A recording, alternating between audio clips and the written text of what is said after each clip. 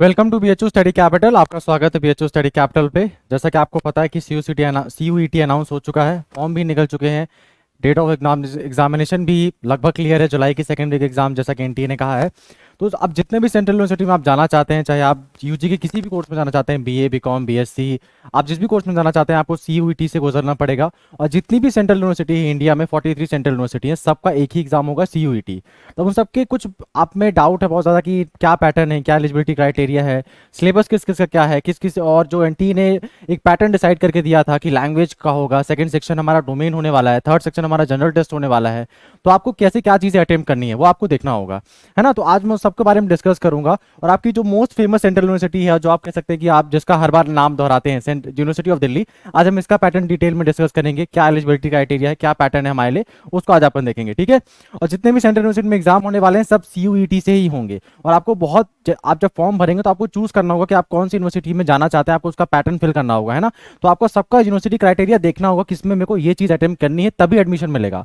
अगर आपने ये चीज मिस कर दी, जैसे कि यूनिवर्सिटी ऑफ दिल्ली में हम देखेंगे तो उसमें डोमेन कंपलसरी है, आपको डोमेन अटेम्प्ट करना पड़ेगा। लेकिन जेएनयू बाकी यूनिवर्सिटी में डोमेन कंपलसरी नहीं है। तो आपको इस वीडियो को ध्यान से देखना है, मैं पूरी चीजें बताऊंगा, पैटर्न, एलिजिबिलिटी क्राइटेरिया, जो भी अपन का बेसिक है, ठीक है। हम देखते हैं क्या क्या एलिजिबिलिटी क्राइटेरिया है। उससे पहले मैं ये बताना चाहूंगा, अगर आप नए हैं चैनल में तो प्लीज सब्सक्राइब कर लीजिए। और ये यूनिवर्सिटी ऑफ दिल्ली का एलिजिबिलिटी क्राइटेरिया, इसके बाद अपन बाकी जो कॉलेज है उसका भी डिस्कस करेंगे, सबके अलग अलग वीडियो आएंगे, तो आप उसके लिए करिएगा, ठीक है। हर इन्फॉर्मेशन के लिए आप हमारे चैनल को सब्सक्राइब कर लीजिए। सीयूईटी जो भी सबसे लेटेस्ट अपडेट होता है आपको हमारे चैनल में मिल जाएगा। बहुत बार आप फेवल भैया को देखते होंगे आपको इन्फॉर्मेशन देते हुए, पर इस बार मैं हूं आपके साथ, तो मैं भी अपनी पूरी कोशिश करूंगा कि आपको अच्छे से समझा पाऊँ, ठीक है। तो ये दिल्ली यूनिवर्सिटी में जो प्रोग्राम, दिल्ली यूनिवर्सिटी जो ग्रेजुएशन कोर्सेज है वो है दिल्ली यूनिवर्सिटी के। सबसे पहले आता है बीएससी ऑनर्स, ठीक है, उसमें एंथ्रोपोलॉजी। इसमें साफ साफ मेंशन किया गया है आपको डोमेन में फिजिक्स केमिस्ट्री बायोलॉजी करना है, और कोई भी फर्क नहीं पड़ता, आप लैंग्वेज करिए, आप जनरल टेस्ट करिए। अगर आप दिल्ली यूनिवर्सिटी में बीएससी एंथ्रोपोलॉजी ऑनर्स के लिए जाना चाहते हैं, अगर आपने डोमेन में ये नहीं किया तो आपको वहां एडमिशन नहीं मिलने वाला है, ठीक है। क्लियरली मेंशन आपको फिजिक्स केमिस्ट्री बायोलॉजी करनी है, तभी आप एलिजिबल होंगे दिल्ली यूनिवर्सिटी के मेरिट लिस्ट में एंथ्रोपोलॉजी के लिए, ठीक है। बीएससी का मैंने बताया। अब अपन यहाँ पे देख लेते हैं कि जो और एलिजिबिलिटी क्राइटेरिया है। CUET must appear in the following, physics chemistry biology आपको करना है। बायोलॉजिकल स्टडीज और बायोलॉजी दोनों सेम सब्जेक्ट है, कोई परेशानी नहीं होनी चाहिए। बायोटेक्नोलॉजी भी यहाँ पे मेंशन हुआ है और बायोकेमिस्ट्री भी मेंशन हुआ है, ठीक है। तो मतलब आपको फिजिक्स केमिस्ट्री तो एकदम कंपलसरी है, कोई उसमें कोई डाउट वाली बात ही नहीं है। बायोलॉजी में, बायोलॉजिकल स्टडीज में, बायोटेक्नोलॉजी में और बायोकेमिस्ट्री में, इन चारों में से कोई एक अटेम्प्ट करना है, ठीक है। उसके बाद candidate must have obtain 30% score in one language from list A in CUET. अच्छा, आपको 30% स्कोर करना होगा। जो आपका हमारा जो लैंग्वेज वन है, सेक्शन वन है, उसमें जो हमारी जो 8th शेड्यूल है इंडियन कॉन्स्टिट्यूशन में, उसमें हमारी 22 भाषाएं हैं ना, तो उसमें सभी भाषाएं आपके लिए ओपन है, आप जो भी देना चाहते हैं आप उसमें अटेम्प्ट कर सकते हैं, ठीक है। तो इसमें कोई भी ऐसा क्राइटेरिया नहीं है कि आपको इंग्लिश ही देना है, हिंदी देना है, किसी भी लैंग्वेज में आपको केवल 30% स्कोर करना है, और बस डोमेन में ये सब्जेक्ट बनाने हैं आपको, आप एलिजिबल हो जाएंगे दिल्ली यूनिवर्सिटी के बीएससी ऑनर्स एंथ्रोपोलॉजी के लिए, ठीक है। मैं सबका डिस्कस नहीं करूंगा, मैं आपको मेनली एलिजिबिलिटी क्राइटेरिया बता दूंगा, और जो भी फेमस कोर्सेज है आप एक बार आपके खुद जाके वेबसाइट विजिट कर लीजिएगा, ठीक है। उसके बाद बीएससी ऑनर्स, यहाँ पे भी बायोलॉजिकल साइंस के लिए फिजिक्स केमिस्ट्री बायोलॉजी है, यहाँ पे फिजिक्स केमिस्ट्री बायोलॉजी है, और यहाँ पे कुछ खास नहीं लिखा हुआ है, सब में बस यही चीज़ है 30% लैंग्वेज में स्कोर करना है और डोमेन सब्जेक्ट में ये चीज़ें लगानी है, ठीक है। इसमें भी फिजिक्स केमिस्ट्री बायोलॉजी, इसमें भी physics chemistry biology and mathematics. अब यहाँ पे आप देख सकते हैं मैथमेटिक्स एक्स्ट्रा है, ठीक है, मैथमेटिक्स है, और यहाँ पे भी कुछ ऐसा खास नहीं है, केवल 30% लैंग्वेज में स्कोर करना है, ठीक है। केमिस्ट्री के लिए भी वही डोमेन सब्जेक्ट में अपन को बनाना है और कुछ एक्स्ट्रा नहीं बनाना है। अब यहाँ पे आते हैं बीएससी ऑनर्स कंप्यूटर साइंस के लिए। कंप्यूटर साइंस में any one from section one, मतलब कंप्यूटर साइंस में अगर आप जाना चाहते हैं तो आपको लैंग्वेज में किसी एक लैंग्वेज को बनाना पड़ेगा, हिंदी, इंग्लिश, उर्दू, तमिल, बंगाली, जो भी आपको आती है वो वाली बनाइए। उसके साथ साथ आपको मैथमेटिक्स और कोई 2 सेक्शन बनाने होंगे, मतलब मैथमेटिक्स को कंपलसरी कर दिया। अगर आप बोलें कि सर मैं सेक्शन 2 से हिस्ट्री बना देता हूँ, ज्योग्राफी बना देता हूँ और केमिस्ट्री बना देता हूँ, तो आपको दिल्ली यूनिवर्सिटी में कंप्यूटर साइंस में एडमिशन नहीं मिलेगा, ठीक है। मैथमेटिक्स कंपलसरी है और एक लैंग्वेज कंपलसरी है, बाकी आपका जो भी मन है आप वो बना दीजिए। केमिस्ट्री और बायोलॉजी बनाना पड़ेगा, हिस्ट्री नहीं बनाना पड़ेगा, लेकिन मैथमेटिक्स कंपलसरी है, ठीक है। यहाँ पे जो merit will be based on CUET scores, आप जो भी आपका स्कोर होगा इन सब्जेक्ट में आपकी उनसे मेरिट उठेगी, ठीक है। और यहाँ पे लिस्ट में ये ध्यान से देखिएगा, मैथमेटिक्स कंपलसरी है, सेक्शन ए से एक लैंग्वेज कंपलसरी है, बाकी 2 सब्जेक्ट आप कोई भी बना सकते हैं, कोई उसमें परेशानी नहीं है। अब हमारा इसमें भी डोमेन सब्जेक्ट जो मेंशन है, physics chemistry computer science mathematics, ये बना सकते हैं, 30% लैंग्वेज में स्कोर करना है। सब में यही है, जो डोमेन सब्जेक्ट यहाँ पे मेंशन आपको वो बनाना है और 30% लैंग्वेज में स्कोर करना है, ठीक है। ये सभी के यहाँ पे जो एलिजिबिलिटी क्राइटेरिया वहाँ पे लिखा हुआ है। जो भी कुछ न्यू चीज़ आएगी मैं आपको बता दूंगा। ये देखिए, यहाँ पे आता है हमारा BSc home science. BSc home science के लिए आपको एक लैंग्वेज बनानी है, सेक्शन 2 से कोई 3 सब्जेक्ट बना देने हैं, और या तो सेक्शन 1 और सेक्शन 2 से और प्लस सेक्शन 3, मतलब आपको section 1 any one from section 2 plus section 3। अगर आप चाहें तो आप एनी वन फ्रॉम सेक्शन 1 बना सकते हैं, मतलब लैंग्वेज से कोई एक लैंग्वेज बनानी पड़ेगी, ठीक है। एनी 3 फ्रॉम सेक्शन 2, एनी 3 मतलब जो हमारा डोमेन सब्जेक्ट है उसमें कोई 3 बना दीजिए। अगर आपको इसमें प्रॉब्लम है तो आप करिए सेक्शन 1 से जो लैंग्वेज उसे एक सेक्शन 1 से एक लैंग्वेज बना दीजिए। सेक्शन 2 से अगर आपको 3 सब्जेक्ट नहीं बना पा रहे हैं, कोई प्रॉब्लम है, तो केवल एक ही सब्जेक्ट बना दीजिए। लेकिन अगर एक सब्जेक्ट बनाएंगे तो आपको सेक्शन 3 जो जनरल टेस्ट है वो भी अटेम्प्ट करना पड़ेगा, ठीक है, अगर आप होम साइंस में एडमिशन चाहते हैं दिल्ली यूनिवर्सिटी के। अब यहाँ पे जो डोमेन सब्जेक्ट वो बेसिकली मेंशन है 30% लैंग्वेज में स्कोर करना है। जहाँ पे सेक्शन 1 स्पेशली लिखा हुआ है वहाँ पे 30% नहीं, वहाँ पे अच्छा स्कोर करना पड़ेगा अगर एडमिशन चाहिए। और जहाँ पे सिर्फ डोमेन लिखा हुआ है वहाँ पे डोमेन में अच्छा स्कोर करना पड़ेगा, लैंग्वेज बस पास हो जाओ 30% और कुछ भी नहीं, ठीक है। बस सब में डोमेन सब्जेक्ट मेंशन हुए हैं, इसमें कुछ न्यू नहीं है। मैथमेटिकल साइंस में सेक्शन 1 से आपको एक लैंग्वेज बनानी पड़ेगी, मैथमेटिक्स कंपलसरी है, और सेक्शन 2 से कोई भी सब्जेक्ट बना दीजिए 2, ठीक है। अच्छा, ये जो डी यूनिवर्सिटी के जो बारे में कंट्रोवर्सी चल रही है कि उनके जो ऑफिशियल वेबसाइट है वहाँ पे ऐसा कुछ मेंशन किया गया कि आपने जो सब्जेक्ट 12th में ली है आपको वही लेने पड़ेंगे, है ना, इसके बारे में यहाँ पे कुछ भी मेंशन नहीं है, ठीक है।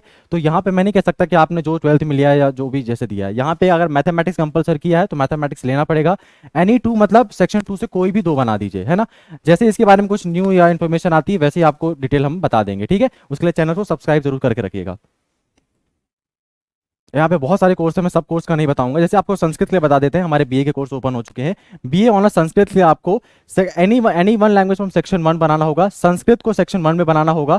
और यहाँ पे आप ध्यान दीजिए, आपको जो फर्स्ट लैंग्वेज है वहाँ पे एनी 2 फ्रॉम सेक्शन 2 और संस्कृत फ्रॉम सेक्शन 1, मतलब जो हमारा सेकंड ऑप्शन है उसमें आपको कोई 2 सब्जेक्ट बनाने होंगे, और सेक्शन 3 फ्रॉम सेक्शन 2। यहाँ पे आपको बस इतना कंफ्यूजन वाला है ये, any one from section 1, section 1 से कोई एक लैंग्वेज बनाना पड़ेगा, और संस्कृत फ्रॉम सेक्शन 1 एंड 2, मतलब संस्कृत का जो हमारा जैसे जैसे कि बीएचयू में शास्त्रीय ऑनर्स के लिए आपको केवल डोमेन में संस्कृत बनानी है। यहाँ पे क्या आपको लैंग्वेज बनाना है, लैंग्वेज कंपलसरी है, प्लस डोमेन में संस्कृत बना देना है, ठीक है। इंग्लिश एनी 3 एंड इंग्लिश, अगर आपको इंग्लिश ऑनर्स करना है तो आपको इंग्लिश बनाना पड़ेगा, और सेक्शन 2 से कोई 3 सब्जेक्ट बनाने पड़ेंगे। इंग्लिश क्या, इंग्लिश लैंग्वेज बनानी पड़ेगी, ठीक है। इंग्लिश लैंग्वेज, इंग्लिश का डोमेन में कोई सब्जेक्ट नहीं है ना, अगर है तो उसका पता नहीं, लेकिन सेक्शन 2 से आपको केवल कोई 3 सब्जेक्ट बनाने हैं। लैंग्वेज में आपको इंग्लिश अटेम्प्ट करना बहुत जरूरी है अगर आपको इंग्लिश ऑनर्स चाहिए।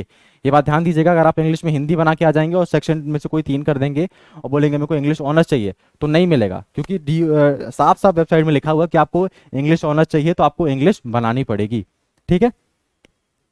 यहाँ पे बी ऑनर्स पंजाबी, जैसे बहुत सारी लैंग्वेज है, बंगाली, तो आपको जो भी आप सबको बारे में पढ़ सकते हैं, जो बेसिक क्राइटेरिया आपको मैंने बता दिया था। पर्शियन, फ्रेंच, जर्मन, ऐसा जर्मन है तो आपको जर्मन बनानी पड़ेगी यहाँ पर, है ना।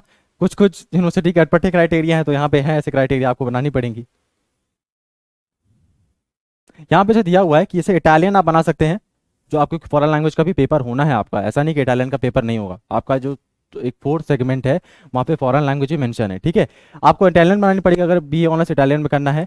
एनी 3 फ्रॉम सेक्शन 2, सेक्शन 2 से जो डोमेन सब्जेक्ट में कोई भी 3 सब्जेक्ट बना दीजिए। अगर आप ये नहीं कर सकते हो तो आप एक कोई भी लैंग्वेज बना दीजिए सेक्शन 1 से, और कोई भी 3 डोमेन से कोई भी 3 सब्जेक्ट बना दिए, ठीक है। इटालियन नहीं आती, बहुत लोगों को हमको नहीं आती है, और सीखने भी कहाँ जाएंगे, है ना।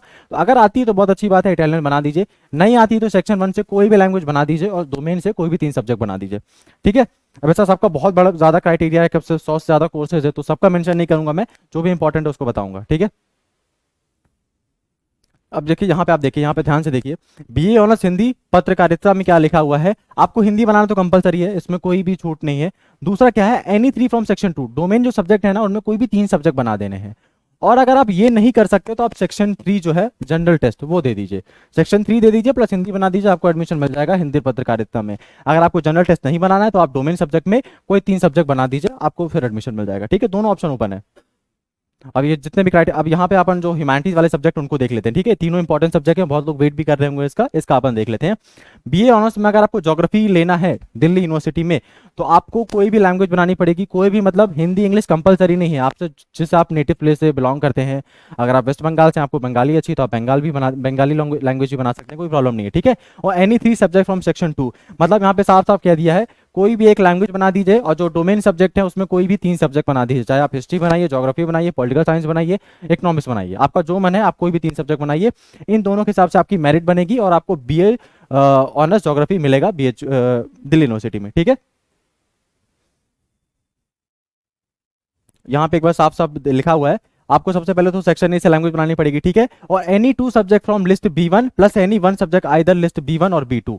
मतलब आपको जो सेक्शन 2 उसमें कोई भी जो लिस्ट में सब्जेक्ट मेंशन है ना, बहुत सारे सब्जेक्ट डोमेन वाले, उसमें आप कोई भी सब्जेक्ट बना सकते हैं। ऐसा कंपलसरी नहीं है कि अगर ज्योग्राफी में एडमिशन चाहिए तो डोमेन में ज्योग्राफी ही बनाना पड़ेगा, ऐसा इसमें कहीं भी नहीं लिखा हुआ है, ठीक है। और एक बार आप खुद लोग, आप सब भी एक वेबसाइट विजिट करते रहा करिए। वैसे लेटेस्ट अपडेट के लिए तो हम लोग है ही। हिस्ट्री ऑनर्स में भी यही सेम चीज़ है, आपको लैंग्वेज बनानी है प्लस कोई भी 3 सब्जेक्ट बना देने हैं डोमेन से। पॉलिटिकल साइंस के लिए भी यही है, आपको लैंग्वेज बना देनी है प्लस कोई भी 3 सब्जेक्ट बना देने हैं डोमेन से। उसके बाद सोशल वर्क और बहुत सारे सब्जेक्ट हैं, उस सब के बारे में यही है कि आपको लैंग्वेज और जो भी क्राइटेरिया मैंने बता दिया मेन और बहुत सारे सब्जेक्ट हैं, मैं सबका ऐसे नहीं बता सकते, बहुत ज़्यादा सब्जेक्ट है, बहुत ज़्यादा। तो ऐसे एक एक करके बनाएंगे तो 1 घंटे का वीडियो बन जाएगा।